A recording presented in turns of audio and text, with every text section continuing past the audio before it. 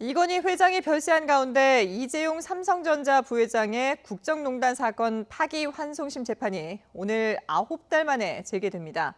앞서 재판부가 이 부회장에게 출석을 요구하는 소환장을 보냈지만 부친상으로 참석하기 어렵게 됐습니다. 법원에 나가 있는 YTN 중계차 연결합니다. 나혜인 기자. 네, 서울고등법원입니다. 예.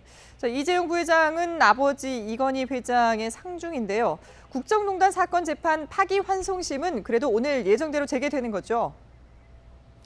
네, 서울고등법원은 오늘 오후 2시 5분에 이 부회장의 파기환송심 공판 준비기일을 엽니다. 지난 1월 17일 네 번째 공판 이후 특검의 재판부 기피 신청으로 멈춘 지 9달 만입니다. 앞서 이 부회장은 이건희 회장의 와병 이후 경영권을 승계하려고 박근혜 전 대통령과 최서원 씨에게 뇌물을 준 혐의 등으로 국정농단 사건에 연루돼 재판을 받아왔습니다.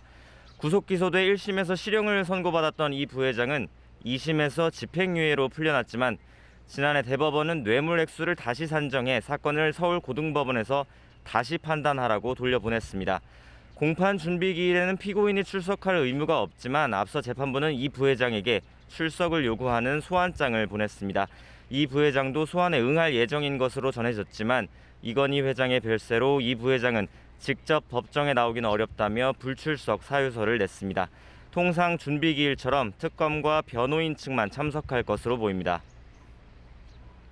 네, 특검의 재판부 기피 신청은 받아들여지지 않았는데 오늘 어떤 내용들이 논의될까요? 네, 특검의 재판부 기피 신청 발단이 됐던 준법 감시제도 관련 논의가 이루어질 것으로 보입니다. 앞서 특검은 재판부가 파기환송심 첫 재판에서 먼저 준법 감시제도 필요성을 언급하며 양형에 반영할 뜻을 내비치자 삼성이 곧바로 수용해 준법감시위원회를 만드는 등 재판이 편파적으로 진행되고 있다고 주장했습니다. 집행유예를 선고하겠다는 예단을 드러낸 것이라며 재판장인 정준영 부장판사에 대해 기피 신청을 냈는데요. 하지만 재판부 기피 신청은 대법원에서 최종 기각됐습니다. 지난 1월 기피 신청 전 파기환송심 마지막 재판에서는 재판부가 준법감시위원회 운영을 점검할 전문 심리위원 3명을 지정하겠다고 밝혔습니다.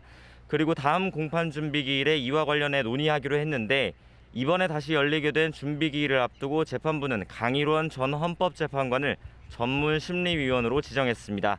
이재용 부회장 측과 달리 특검이 후보자를 추천하지 않자 법원이 지명하는 전문 심리위원만 지정하기로 한 겁니다. 특검은 반발하고 있습니다. 이 부회장 측에서만 의견을 내는 등 특검이 모든 과정에서 배제됐다며 지정 취소 요청서를 냈습니다. 오늘 재판에서도 절차를 처음부터 다시 시작하자고 제안할 예정인데 오늘 어떤 논의가 이뤄지느냐에 따라 피고인 출석 의무가 있는 공판 기일도 언제로 정해질지 윤곽이 드러날 것으로 보입니다. 이와 별도로 이 부회장은 경영권을 승계하려고 삼성물산과 제일모직 합병 과정에서 주가 시세를 조종하는 등 불법 개입한 혐의로도 1심 재판을 받고 있습니다. 이건희 회장의 별세 이후에도 수년 동안 법적 공방은 피할 수 없는 상황입니다. 지금까지 서울고등법원에서 YTN 나인입니다.